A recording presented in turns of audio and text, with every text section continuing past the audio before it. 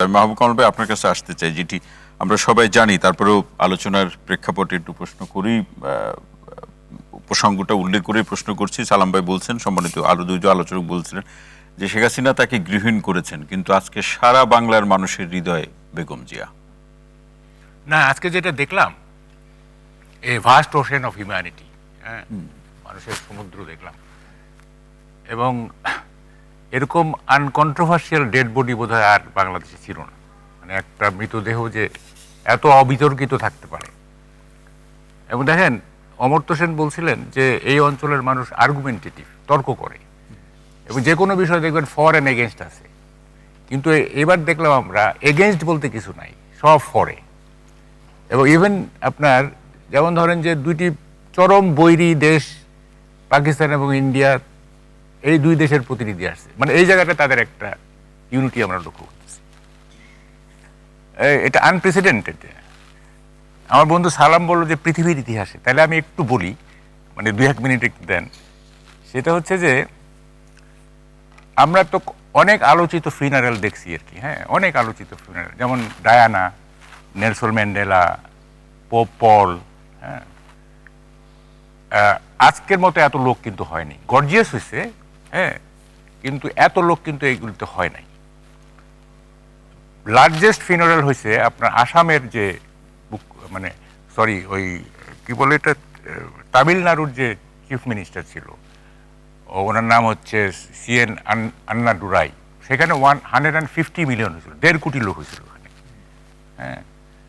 তো আমার মনে হয় যে আন্নাদুরের পরেই বোধহয় খালেদা জিয়ারটা হবে আর কি, হ্যাঁ। কারণ এরপরে আমি তো দেখছি অনেকগুলো, এত লোক হয় নাই, গর্জিয়াস হয়েছে। যেমন ধরেন ডায়ানাতে আপনার ওই গান গাইছে, আপনার কি বলে, এলটন জন গান গাইছে, হ্যাঁ। ওই গানটা তো খুবই চমৎকার ছিল, candle in the air, candle in the air. তো এটা আর একটা ফিনারেলের কথা বলি, এটা ইন্টারেস্টিং কারণে, সেটা আলেকজান্ডার দি গ্রেট। তার ফিনারেল হয়েছে 2 বছর প্ল্যান করা হয়েছে, এবং ব্যাবিলন থেকে মেসিডোনিয়াতে তার যে মরদেহ নিয়ে যাওয়া হবে, ফিনারেল ক্যারেজটা সেটা সোনা দিয়ে তৈরি করা হয়েছিল। ইট ওয়াজ এ গোল্ডেন ক্যারেজ, মানে ব্যাবিলন থেকে মেসিডোনিয়া নিয়ে যাওয়া হবে। তো যাই হোক, এগুলো এখন কথাটা হচ্ছে যে মানে খালেদা জিয়া যে এত জনপ্রিয়, মানে এর আগে কিন্তু এতটা বোঝা যায় নাই, হ্যাঁ। তার মৃত্যুর পরে বোঝা গেল যে আসলে কত জনপ্রিয়। তিনি কোনো নির্বাচনে হারেননি এ পর্যন্ত, যত জায়গায় দাঁড়িয়েছেন কোথাও তিনি হারেননি। Never defeated. দেখেন এখানে আমি তো বলে, আপনি তো সময় পাবো না যে একটা জিনিস বলে নিই আগে, পরেতে কি হবে। আমার কাছে খালেদা জিয়ার যে জাতির প্রতি যে কন্ট্রিবিউশন, হ্যাঁ, আপনি যেহেতু বললেন যে কখনো হারে নাই, সেই প্রসঙ্গে আসলাম। সেটা হচ্ছে best contribution to the nation হচ্ছে প্রেসিডেন্সিয়াল ফর্ম থেকে পার্লামেন্টারি ফর্মে যে শিফটটা হলো, এটা তার কারণেই হয়েছে। কি কারণে আমি বললাম এটা, কেন ধরেন যে বিএনপির তো গঠনতন্ত্রে আছে প্রেসিডেন্সিয়াল ফর্ম গভর্নমেন্ট, তাই না?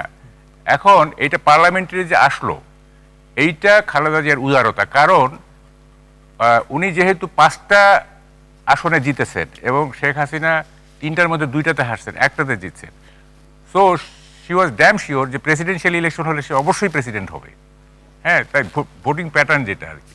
তারপরে উনি আপনার গণতন্ত্রের স্বার্থে 3 জোটের রূপরেখার যে একটা ছিল, যে পার্লামেন্টারি ফর্ম অফ গভর্নমেন্ট আসবে, সেটাতে উনি রাজি হয়েছেন, এবং আপনার আমরা প্রেসিডেন্সিয়াল ফর্ম থেকে পার্লামেন্টারি ফর্মে গেল। এইটা আমার কাছে গ্রেটেস্ট কন্ট্রিবিউশন মনে হয়। এবং তার তো ধরেন যে মানে কি বলবো,